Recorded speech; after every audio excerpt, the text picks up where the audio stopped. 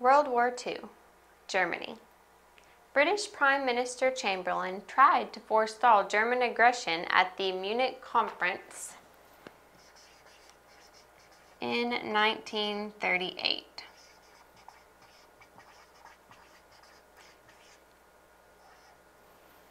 But Germany continued its expansion. So Germany had already begun to be a little aggressive. They had already moved troops into lands that they weren't supposed to occupy at all.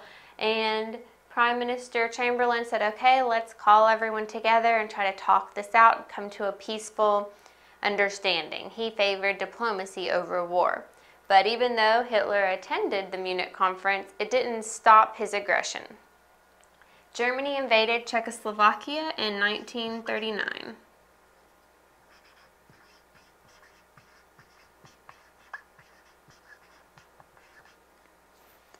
And then, during the same year, Hitler signed a secret agreement with Stalin, pledging not to attack Russia so long as Russia stayed out of German affairs.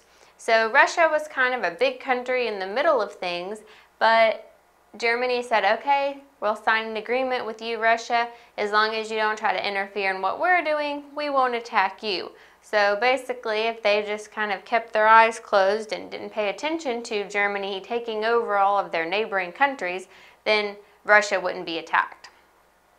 Hitler then declared war on and conquered Poland. So Hitler has taken over Czechoslovakia, taken over Poland, signed an agreement with Russia saying, you're not going to interfere with this. And at this step, Great Britain and France were finally forced to declare war on Germany. Britain and France had also been taking a we're not really going to pay attention and hope this goes away kind of attitude to the situation. Prime Minister Chamberlain had brought the Munich conference together, but after diplomacy didn't do any good, Great Britain and France still didn't try to step in militarily and stop anything that Hitler was doing. However, Britain had told Poland that if Hitler invaded or Poland's independence was threatened, Great Britain would stick up for Poland. So when Poland was conquered, Great Britain and France were finally forced to declare war on Germany and actually try to stop the problem. By this time, Germany was a dominating military adversary. So at this time, Germany had already built up a lot of forces, conquered a lot of land, and Germany was very strong by the time that Britain and France finally declared war on Germany. New advances in motorized military vehicles made it possible for Germany to conquer large areas of land very quickly in a new form of warfare called blitzkrieg, or lightning war.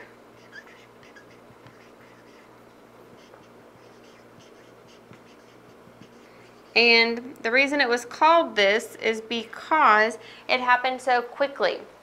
German forces would usually come in behind an enemy and make advances into the enemy line and then quickly make it to their center and then kind of surround them. And the enemy could never reform its front very well because the motorized military vehicles moved in so quickly. They had weapons on them. They came with people on foot that were also armed. And often they were accompanied by aircraft that also was weaponized. So all of this happened very quickly, all at once, and it pushed forward quickly and then would surround an enemy or at least break up the front so much so that the enemy was overwhelmed and didn't know what to do. And so Germany was able to conquer large areas of land very quickly this way instead of it being a slow process. The Axis powers, which was the alliance that Germany was a part of, conquered almost the entire European continent.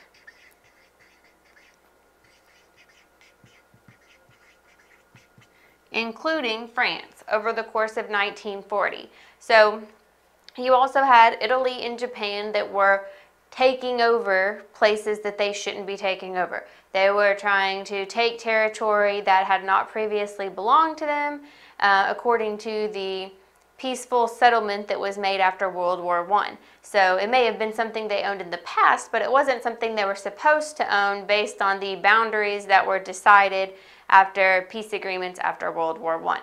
So the Axis powers were these three countries, Germany, Italy, and Japan primarily, that were invading and taking over other countries. Now in Europe, Germany was the biggest one that was doing all this, and so they're the ones that get the most focus. Germany gets the most focus because Germany was doing the most damage and taking over the most area. Only Great Britain remained in opposition at this point. So over the course of 1940, when even France was taken over, in Europe, Great Britain was pretty much the only opposition left to tell Germany, hey, you can't take over all of Europe. And the Nazis undertook a ferocious aerial assault on the British. So they tried to drop bombs and shoot from planes. They didn't try to come in on land. And at this time, the British were led by Winston Churchill. There was a changeover in government there. Prime Minister Chamberlain wanted Britain to be united at this time. If they were going to war, he wanted all parties behind the government. And all political parties at this time were not in agreement and would not follow Chamberlain. But they would follow Winston Churchill. So Chamberlain resigned and Churchill stepped up as Prime Minister. Chamberlain did still head up part of Churchill's war cabinet, his group of advisors that helped him decide what he should do at different points along the path in the war, but he did die about 6 months after he resigned. So it was good that they did have a smooth changeover of government, or things might have gone differently. So at this point, when Great Britain's the only country left in Europe that isn't taken over by Germany and is the only opposition, Winston Churchill is in power. However, Germany, failed to do enough damage to make an invasion practical. And this is because Britain is an island nation. So that's why they were practicing all this aerial assault on Britain. They couldn't just come in from the land. They would have to come in off the water onto land. And getting to a shore where you could easily get onto land was going to be hard, because any areas like that were going to be heavily guarded. And if you're trying to come in on ship, you don't have as much advantage as someone who's on land already, especially if you have like the higher ground. So it was not practical for Germany to invade on land.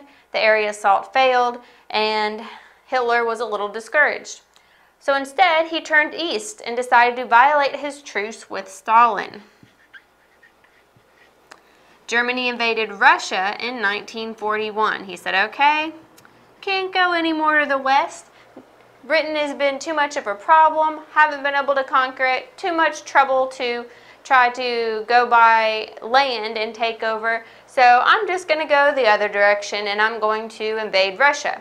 And he did this even though he'd promised not to in this earlier agreement, as long as Russia didn't interfere. Russia hadn't interfered, but Germany was invading anyway. And he overwhelmed much of the Soviet military and advanced deep into Russian territory in a huge surprise offensive. And it was a surprise for Russia, because even though there may have been some rumors that, oh, Hitler was going to invade us one day, they really thought, for the most part, that they were safe.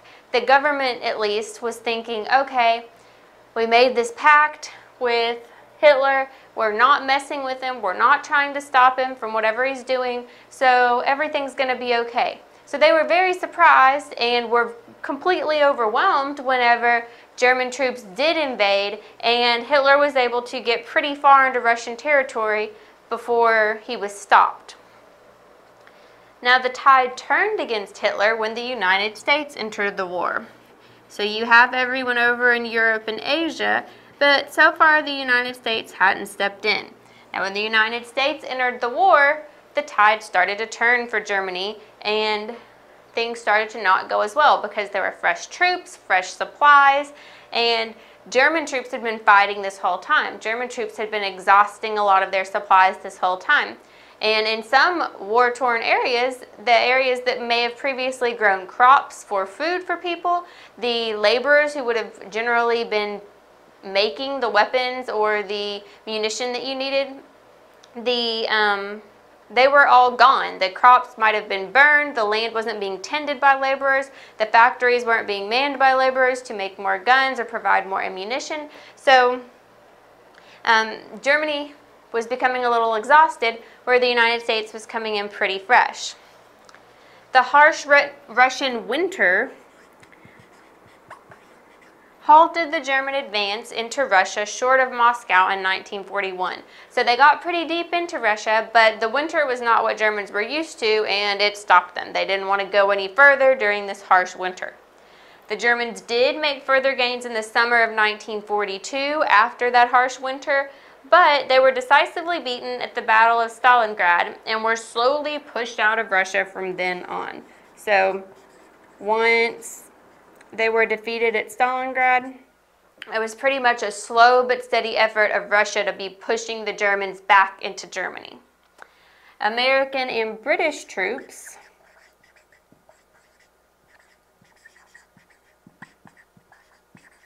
landed in North Africa in 1942 and used that as a springboard to invade Italy in 1943. And remember, Italy was one of the Axis powers, another country who was on Germany's side, who was also taking over land that didn't belong to them. Not as much as Germany, but it was definitely an ally of Germany, so it was a country they were going to have to defeat in order to defeat all of the Axis powers. In 1944, the Americans and British opened yet another front with the massive invasion of northern France in the D-Day landings. And D-Day is a military term used for the day the attack is going to happen, the day you're going to land and make your attack. Now, this D-Day just happens to be known so well as D-Day because it is the most well-known D-Day in history.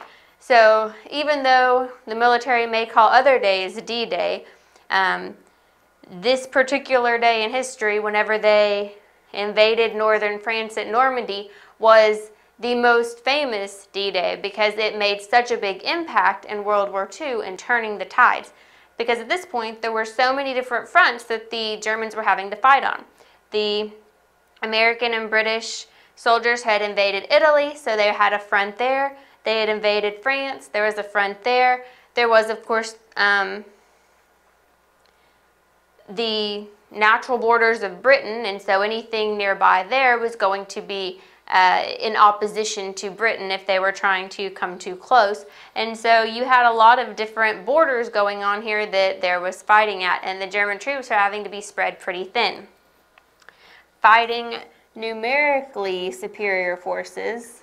Remember, the American troops were coming in fresh. There were lots of people. The German troops have been fighting this whole time. A lot of them had already died, and so they weren't really having a way to replenish those troops. So fighting numerically superior forces along multiple fronts, lots of different places they had to spread their troops over, the Germans steadily lost ground. The Allies, which was the group containing America and Britain, pushed into Germany from both east and west in 1945. So finally, instead of Germany encroaching on all these other countries, the troops finally invaded Germany from both the east and the west at the same time in 1945. So Germany was kind of pushed inward, where it had been rapidly expanding outward. The troops had pushed and pushed and pushed until the German front was within the original German territory. Surrounded and with the war lost, so at this point, they knew the war was lost. The Germans knew, we're surrounded, we've lost all our new territory, a lot of us have died, we don't have that much food left, we don't have that many supplies left, pretty much we're done for. Hitler committed suicide in his bunker in Berlin in April 1945. So Hitler knew the war was lost. He didn't want to face the consequences of being handed over to the other side, to the Allies, and he didn't want to face the shame of having lost, and so he just committed suicide in his bunker when he knew the war was lost. And the remaining German troops surrendered shortly afterward. They already knew that they had pretty much lost, and then once their leader, who had gotten them this far in the first place, committed suicide, they decided they were done as well. So, there were other areas that were experiencing fighting at this time. Japan was invading different Asian countries, so this wasn't the only place that fighting was going on in World War II, but Germany was at the center of the fighting in Europe, and Germany had been growing during the 1930s, growing stronger and expanding, so growing geographically. It grew stronger and stronger, taking over almost all of Europe, with only Britain left in opposition at one point, until the United States entered the war, helped supply fresh troops, fresh supplies, and slowly they took back the land that Germany had taken, pushing into the original German borders. Letting Hitler know the war was lost, he committed suicide, and the German troops surrendered. So by the middle of 1945, the war was over for Germany.